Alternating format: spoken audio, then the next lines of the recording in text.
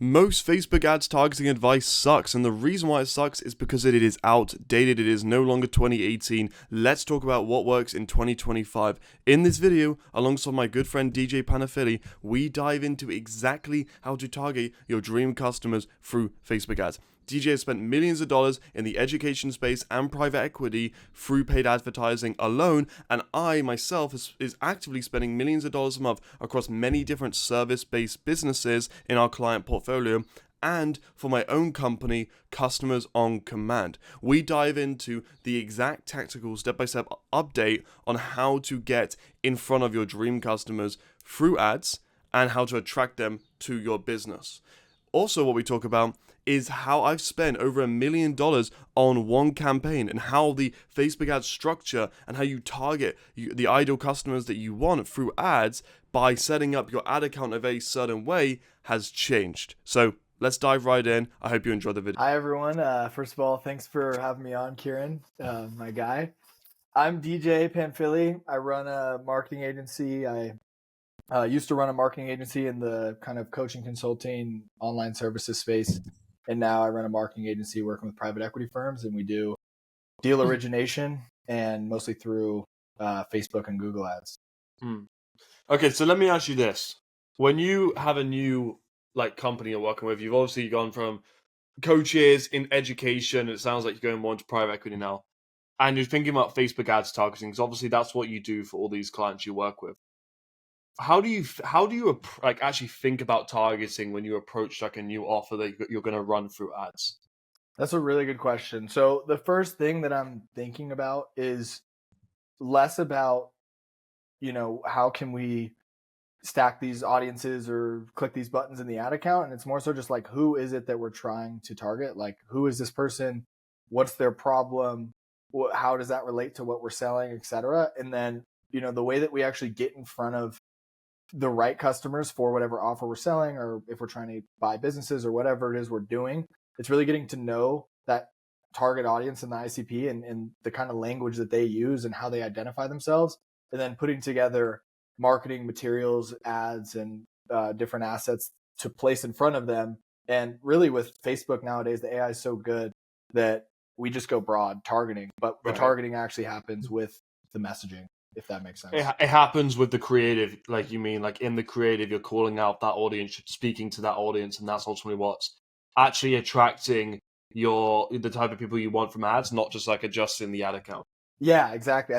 We have a pretty good CMO on our team who he's been media buying for years and years, even longer than me. And he was like, yeah, back in the day, we used to have 50 different ad sets, stacking single interest targeting and doing all this crazy stuff. And it's, I've just found that the most effective way to do it is to focus heavily on the messaging. And like you said, calling out the people that you're trying to attract into your funnel. And then basically, if you can create a funnel where you are only firing the pixel on qualified prospects coming through, then Facebook's going to learn. So you're going to call out the people that you want to get your ads in front of, and then you're going to have people clicking through to your funnel. And then as long as you're not just running a simple lead generation funnel where anybody can just come through, and then you're firing the pixel so that it has no context of who it needs to go show the ads to. As long as you're doing that and you're letting Facebook learn, so the messaging is the foundational piece, and the ads and the creative and the call out is going to go find those people. But then as you're firing the pixel on qualified customers that are coming through, Facebook's going to learn who to show the ads to and who are likely to close. So it's kind of a flywheel, and it's all kind of done for you by Facebook. I think you made an important point that now the approach to being how I see it, it's a compound, it's like a snowball effect, right? So when you're thinking about qualified prospects, is when we think about it, it's with ads, especially when you're marketing for a service, it's almost how you should think about it is setting up the ad and the angle to try and just repel as many people as possible. Because what you're trying to do is almost push people away, which obviously inherently you're going to attract the right people, the people you're going to pull them in, the actual people you want.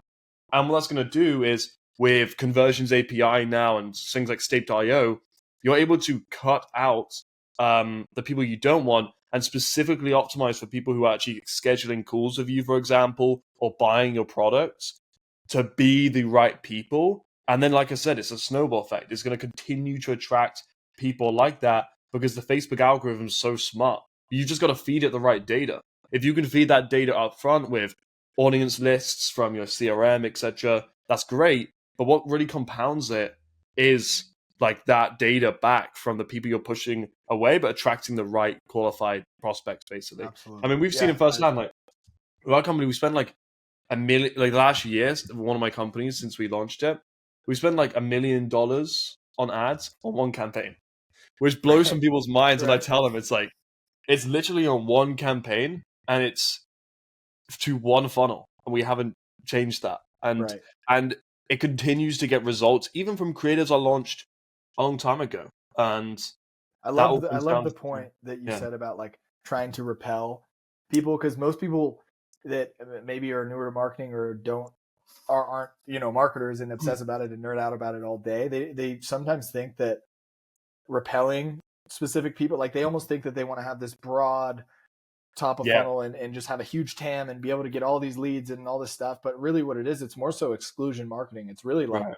you just want the customers who are going to have the highest lifetime value, have the highest close rates, and are the absolute best customers. And those are the only, like, you will make more money by exclusively targeting those people and getting them into your funnel and selling those people versus having a more broad approach. And the only way to do that is to repel anybody who's not that, like anybody who doesn't financially qualify, anybody who doesn't, obviously different offers have different qualifications, but yeah, that was like a really good point, because I think so many people just think about like, hey, let's get leads and let's do this, but they don't really think about like, okay, this is our exact customer. Like if you have a business and you've never advertised before, but you've done millions of dollars in revenue, like go look at the highest LTV customers that you've ever had, pull all the data on those customers. Who were they? What were their demographics or psychographics?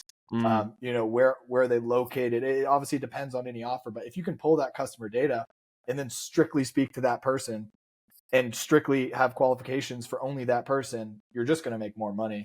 And you may have less leads and maybe even a higher lead cost. And that's the thing. It's yeah, really, right. it's really about looking at the economics of your funnel and understanding those economics and who you're trying to target, and not optimizing for getting the cheapest leads or the most leads. You know what I Yeah, mean?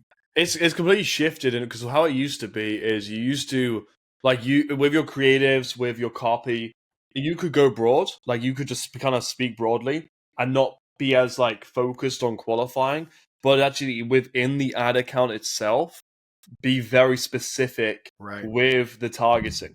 That changed because iOS 14 cut out basically a lot of cookies, third-party cookies, which basically wiped the data that Facebook can get from cookies. So how it works now is it uses offline tracking, like things like Conversions API, which is basically just Google that's able to track everyone's data on the internet without needing permission from cookies. So how it Right. shifted is like I would be encouraging anyone listening to this who's running, service businesses especially, but it could be in many industries where you have your very clear defined ICP is your goal throughout the entire advertising process should be to repel. And I mentioned that earlier, but let's just show some actual examples. For example, in your actual ad, you should be calling out who you want, but have that call out alongside a qualifier. So if you're running a B2B company and you're targeting other B2B companies, you if you need to figure out, okay, what is the minimum benchmark that B2B company needs to be doing? Maybe they need to be doing 1 million a year, for example. Call that out, because that Facebook is smart enough and the algorithm is smart enough to figure out who those people actually are and get the ads in front of them. You should be saying on your landing page who like this is not for, right? And being very clear with that. And I would even say in your videos or on your landing page, it sounds absurd to some people, but actually saying upfront your price. That's one thing I'm seeing Right. working really well. Is like actually just saying in your like whether it's you got a video like a VSL or you have some sort of other asset, actually saying your price is really effective to like, kick off Because people because you just get rid of when you them. hand them off to your sales team, they already are pre-framed and Yeah, more likely to show higher intent. So maybe because you're saying your price, you're getting a higher cost per qualified call, you but are. you Yeah. have a higher conversion rate on those calls. So I think you said something earlier that I was wanted to point out. You said, say you're running a B2B campaign and you want businesses that are doing over $1 million a year in revenue or something. I think a lot of people have like limiting beliefs around who they can actually get in front of on Facebook. Although Facebook is everyone's on Facebook, Everyone. but like, talk to me. What are some, because we run similar campaigns where it's B2B and we're going after businesses that are doing 1 million, 10 million, etc. Like I know you as well, because we're personal friends, so we talk about some of our clients and what we're doing. And I know you've been able to get these giant contracts and run these big B2B campaigns and get in front of like really sophisticated business owners. I think that's a big, misconception that like, business owners aren't scrolling Facebook or Instagram, but Massive, yeah. Talk to me about that, because I know you've run some pretty successful B2B campaigns. Well, we get that all the time. And one thing I say is we run, like for our company, a lot of LinkedIn outreach. We do like cold email, and when we do Facebook advertising as well. There are obviously some nuances. Sometimes from outreach, we get some massive companies like doing 50 million plus a year involved and like interested. But for us, we're booking calls within our industry, like businesses doing 10 to 20 million a year plus every single day. Right. And the difference is they're coming to us. And the biggest shift I found to doing that is niching down. Like when and it sounds super, super basic if you're saying this to like a marketer or something, but the reason why this is so effective in ads is we would always, like when we were a little bit more broader towards like more other B2B companies, we would get good like level businesses for our ads, but they were never the level they are right now. We've been seeing like over the last month, 10, 20, 30, even upwards of 50 million a year businesses booking on our calendar. And the sole reason for that is I identified who my top of market ICPs are. So I know there's 2 to 3 of them. And I launched separate campaigns. I launched separate ads for individually each and every single one of them. And I made the entire process from marketing to sales call, that process focus on just those industries. And just that small switch, we were able to still attract those prospects in those industries, obviously, but they were doing 10 times as much revenue. And it is a misconception. It's like we get this all the time. It's like, hey, like, I don't think from advertising, especially on Meta, like you can even get I don't think my target audience is on Meta. And I'm like, let me tell you this, like 2 billion people on that platform. So the likelihood is like they are on there. You know what I mean? Absolutely. Like it's pretty unlikely they're not, right? And Absolutely. Yeah. and I think, yeah. go ahead. I didn't mean to cut you off. No, please. No, I was just gonna say I really liked. It's so funny because it's like if you're an internet marketer watching this, you're probably watching this and be like, oh, they're just talking about niching down and like all the basics, and it's not like any crazy. It's like I feel like once you get, it's like it's just going back to the fundamentals, because like you said, obviously if you're niching down for your own marketing agency trying to sell services to a broad services niche versus one specific ICP, when they see your ad, they're going to feel like, oh, this is specifically for me. And that's so fundamental. That's so basic. You learn that on day one. But I think people forget that stuff and then they stop implementing it.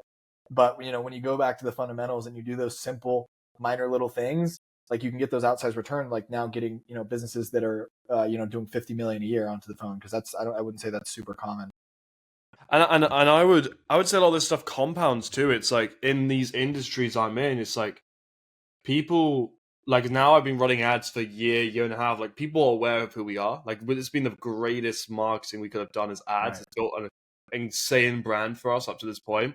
And especially in these micro niches where we're starting to dominate, like people are hyper aware of us. They're like, yeah, I know, I've heard of you guys before. And that's that's something that I don't think people actually know is kind of like a downstream effect of ads. Like they're all like, oh, brand, but it's like, do you want to build your brand way faster because you're paying? You're paying for that top of funnel awareness. Like even if you've been running for ads if you've been running ads over a year, like you have, or over 2 years or 5 years or whatever, it compounds, like you said. And then it's like if someone's seen your ad 20 times, they're probably going to be interested enough to click over to your profile or maybe to your landing page or maybe to your YouTube channel. And then if you have those other complementary assets and in that main funnel that's just driving leads every single day automatically, whether you post content or not, right? It's like I've seen that the biggest brands are kind of built off of the back of direct response. Yep, 100%. And like we were able to get people like engaged in our content who wouldn't have been, in my opinion, if I was just only posting organically and not running ads. Like it's a life hack for building a brand, especially if you're like not someone who cares too much about the broad personal brand influencer stuff, Right. and you're more into that like, hey, I Niche. just want to build a like brand, but like in a specific niche, right? And I want to be able to walk into a conference room and everyone in that conference room in that niche know who I am. But apart from outside of that, if I'm walking around in the street, no one knows who I am. The Right. best And way to do that is from ads. is from It can't, ads and it's because you're huge. targeting those people, and like Yeah. that's the thing. I think it's like I don't know how relatable this is, but at least in some of the circles I'm in, like me personally, I don't really like posting content. Like I really don't. It's like I don't have the desire to be an influencer. I know the value of content, so I'm not going to say I'll never post content, and I know how powerful it can be. But building a niche audience of people that I specifically either want to sell to or build relationships with or whatever is more up my alley. And like you said, the best way to do that is through ads. And I think there's actually a lot of entrepreneurs out there who are like aren't, like you said, that broad influencer posting Lambos Yeah. kind of guy, Right, exactly. And to bounce off of that, if we go back to targeting, it is the importance of that niching down part is gonna, like, if you want to start attracting top of market, is insane. We work with a lot of like firms, I won't say which industry specifically, but within those industries, I mean, some of the TAM, like the total accessible market of how big that industry actually is you're talking about like 10,000, fifteen Right. thousand businesses in the US. But because like no one is marketing to that industry, we're able to just swoop it up, man. And like the costs, like I've in these seen, type of industries, we would I, expect those costs to be like, how I think about it is if a TAM is above 1 million people, typically the costs are going to be diluted down, and they're going to be more like sub $300 per right, call for you like a get, like that's qualified call qualified. or right. And anything that's below like 1 million TAM, the cost is going to be much higher, right? Because you're like, there's actually less of a market to deal with. So I typically say it's around $500 to $600 you typically see, because it's just like I said, ads have compounded for us, and like getting in front of that market consistently has brought those costs from like 500 to 200 in a TAM of Right. 15,000 people. And think about the compounding effect of how much more creative you've tested over a year, 2 years, 3 years, Right. versus the guy who turns on ads and turns them off 2 months later. Like I think that's another thing to be said about the targeting. You also get tighter on the call outs and on the hooks and on the messaging and on what you're putting out there, and then it's again that flywheel of, the conversions API is firing on all these conversion events of all the customers you've gotten. It's learning, it's getting smarter, the messaging is getting better. So Yeah. I think people think that ads is kind of a short-term cash grab, but it's actually like a compounding It really vehicle in a compounds. way. And Yeah. it's like you can think long-term with ads and think like, iterating on one funnel for 6-12 months, you can really drive those costs, like you said, from 500 down to 200. And I think that's like one of the biggest problems I've had with the agency space in general is just like the whole churn and burn mindset of, not only agencies who just oversell and just like sell anybody and then just give terrible service, but also just the mindset of the business owners, certain business owners in certain industries. Like, one, have either been burned by terrible agencies, or two, they just have unrealistic expectations of how this is going to work. And they don't understand that you need to iterate on these ads and the targeting and the messaging and the funnel and the offer and the economics and the sales process. And there's so many things that go into making this work that they think short term, and they think, oh, it's been 1 month and like I didn't make $1 million, so they'll churn, versus like the guy who's willing to do it for 12 months. Like, think about how much better results those people who just have the long-term mindset about ads get. Yeah, it's like it's treating it the same as brand at the end of the day, and it's like brand equity that you're building. But this time, instead of building necessarily as much with your time, you're building with cash, and that's the issue, right? Like, is that it's difficult with businesses that maybe don't have as much capital to continue investing in ads. But I would just say, no matter what level you do it, I think it compounds, man, and I think it's something that like especially like service businesses should be doing. It's one of those things that with enough spend, like, it pays off, and then obviously like you can start reinvesting and growing from there. Like, but I want to just kind of summarize like what we're talking about in terms of targeting, because there's so many things that go into it. But I mean, I would say like the big thing, right, is on the high level is broad targeting, a clear call out, right, and that you can qualify within the call out. It's like call out, and then you make your offer, right? You're very clear and direct with your offer. But before you do that, make sure you're calling out within the ads and in your funnel process as well, very clearly who you want and have like who it is and the qualifier of what they must have. Right. Very important in any industry. And what I'll say about that is like we've done immigration, we've done surrogacy, we've done law firms, we've done like so many different industries, and the principles apply no matter what, And and every it single works one. again and again and again. And Right. to What continue are that, your yeah, Oh, go ahead. no, I didn't mean to cut you off. I was going to ask back to that messaging because it sounds like what you're saying is rather than clicking all the buttons in the ad account, if you want to get in front of the right customers, it's really about the messaging, the offer, and creating something compelling enough to actually get who you're looking for interested enough to click through, ultimately watch your video, book a call, and buy. What are some tips you have on, other than just the obvious, like, hey, clear call out, Yeah. qualifier, offer? Like, what are some other tips you have on, like, scripting really good ads that get the right person into your funnel? Because like we've talked about, it's more about excluding people than it is going broad. Well, it's a lot of it. So the first thing is understanding what they actually want, which might sound basic, but say for example, let's just say you target software companies. What a software company at sub $1 million a year wants compared to a software company at 10 to 20 to $30 million a year is going to be totally different. The actual claim you're making has to be fit to what that market at that size and revenue level wants. In terms of if you're going after like a B2B company. The same goes though in other industries. If you're going after a consumer, the same sort of thing applies, right? Like Right. if you're going after someone with less money, that obviously their desires and what they actually want is going to be something that's like different to someone with more money. So the Right. actual and the best way to do that from my experience is really go into ChatGPT, immediately get the pro plan for ChatGPT. The one it costs $200 a month, but it's worth every single penny because what you can do is go into deep research and it can scour the entire internet and Right. spit out who your target market actually is and what they intrinsically desire, and then start creating marketing like hooks and call outs from that. Right. So It sounds it's like something. you're very, you think from principles, because that's like the original principle of marketing is like you can't create desire, you have to channel it. So you have to go find an existing desire of Yeah, what your market already wants. You're at not their trying to different levels. create, you're not trying to exactly specific to who they are, revenue level or interests or whatever, depending on the product, whether it's B2C, B2B, there's a lot of nuances, but you're going and looking for the desire that they already have. And then you're Yeah. simply just channeling that desire through, like, and you're not trying to create a desire for your product. You're Yeah, well, channeling the desire that already exists. one thing I'll add on that too is like I would say like within the ads, I would always think about it when you're making when you find like intrinsically what your market wants. You then need to identify and do this in like a flow chart, do this in a whiteboard, who your top of market is and who your middle of market is. So top of market is your dream customer. However, they probably make up most of the time they're going to make up 10% of your market because if they're a dream customer, they're probably scarce. So they're Right. scarce within the market. But then you can think about, okay, what's a level below that? Who's my middle of market?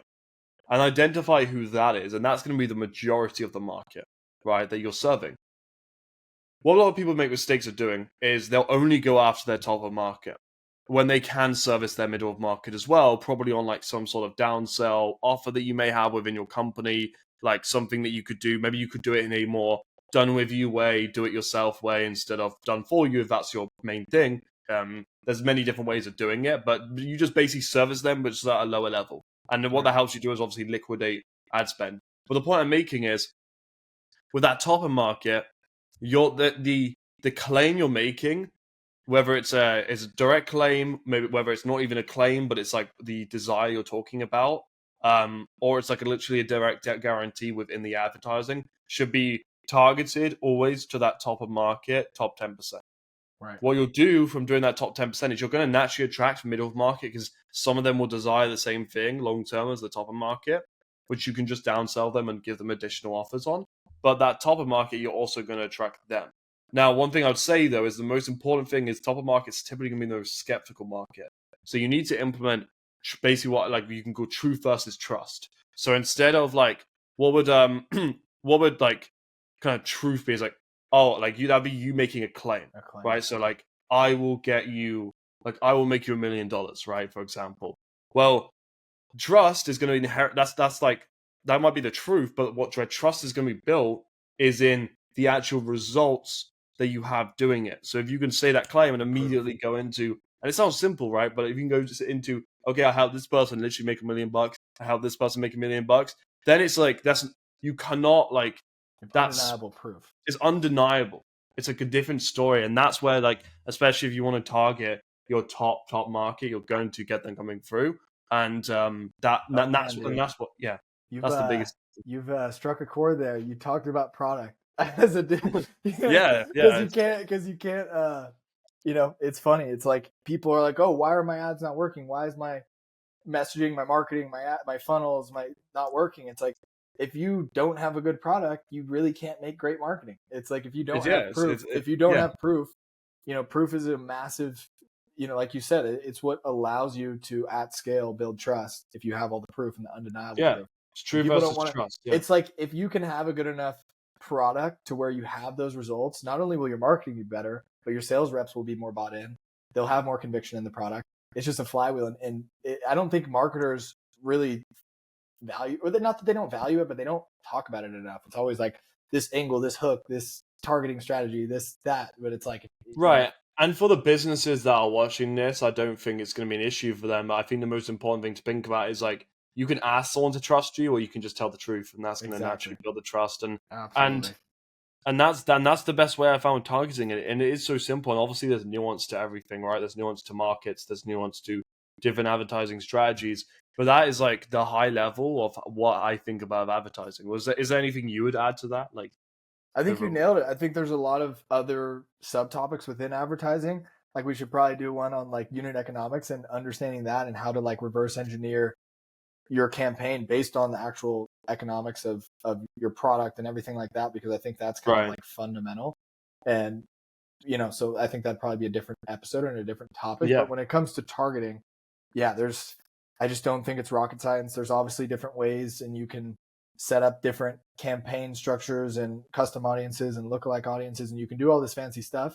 And sometimes you can get some results. I'm not saying that none of that works, but for the most part, if you go back to the fundamentals of scripting good ads, knowing your customer, channeling that desire, setting up your funnel correctly so that you're actually, using Conversions API and you're actually just only sending that data back to Facebook of qualified leads. That's kind of the fundamentals of targeting, I would say, that, drives results in 2025. Well, DJ, it's been a pleasure. And anyone who has any other requests or ideas to go over, just drop them in the comments, share them below. But I appreciate you having you on, DJ. Is there anything you want to drop last minute, like a last minute bomb, last minute? No, man. I think I'm done, dude. I was getting so much game from you there. So that was fun, dude. Thanks for having me on. And maybe we'll do another one on economics or get an expert on here. All right. It's been a pleasure. See you next time.